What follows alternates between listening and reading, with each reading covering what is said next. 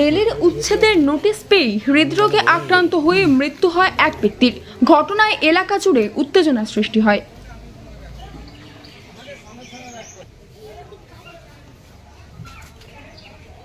আমাদের দাদুরা পূর্বপুরুষরা আজ থেকে 90 থেকে 100 বছর ধরে ওনারা আছেন। দাদু অনেক বছর ধরে উনি এখানে আছেন। নোটিশ দেওয়া হয় আমাদের 1 সপ্তাহ আগে 10 তারিখে যে ঘরটা ভাঙা হবে।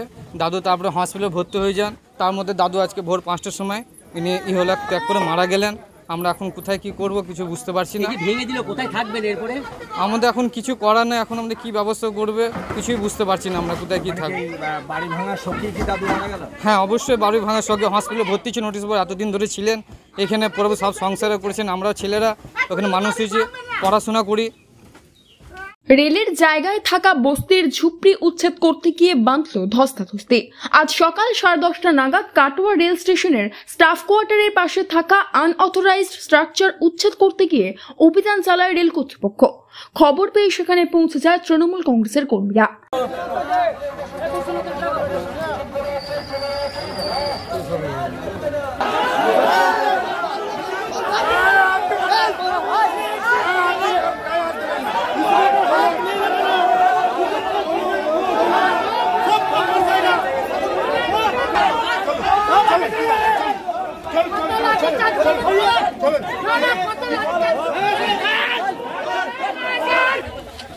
একটা ঘরে কেউ হাত দেবো না।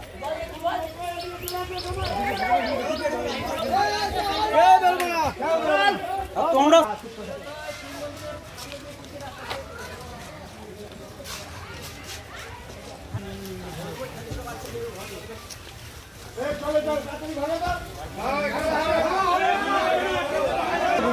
আরপিএফ এর বিশাল বাহিনী সহ একগুচ্ছ রেল আধিকারিকদের সাথে বচসা বাঁধে তৃণমূল কংগ্রেসের নেতা কর্মীদের।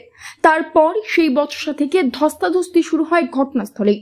পূর্ব বর্ধমান জেলা তৃণমূল কংগ্রেসের জেলা সাধারণ সম্পাদক বিশ্বনাথ সাহা বলেন, রেল অমানবিক কাজ করছে। তাদের পুনর্বাসনের ব্যবস্থা না করেই তারা তাদের বাড়ি উচ্ছেদের কাজ শুরু করেছে। আমরা দাবি করছি আগে তাদের পুনর্বাসনের ব্যবস্থা করতে হবে, তারপরই আমরা এই বস্তি উচ্ছেদ করতে দেব।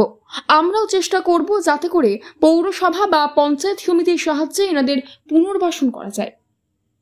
আমরা এখানে কোনো গরিব মানুষ যাদের মাথার উপর থেকে ছাদ কেড়ে নেওয়ার চেষ্টা করছে তার প্রতিবাদ করতে এসেছি। আমরা যে কোনো প্রকারে তাদের মাথার আচ্ছাদনকে আমরা ভাঙতে দেব না। পুলিশের এর আগেও পুলিশের সঙ্গে আমাদের অনেক ধস্তাধস্তি হয়েছে। আমাদের নেতৃত্বকে ঠেলে ফেলে দেওয়া হয়েছে, সাধারণ মানুষকে ঠেলে ফেলে দেওয়া হয়েছে।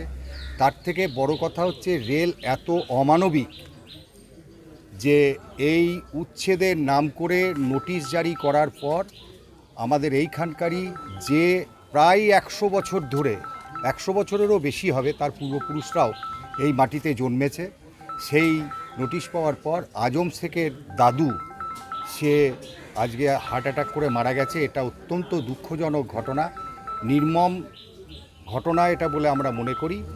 আমরা চেষ্টা করব, এর আগেও দেয়া হয়েছে অনেক, প্রায় 200-র ওপর মানুষকে পুনর্বাসন দেওয়া হয়েছে।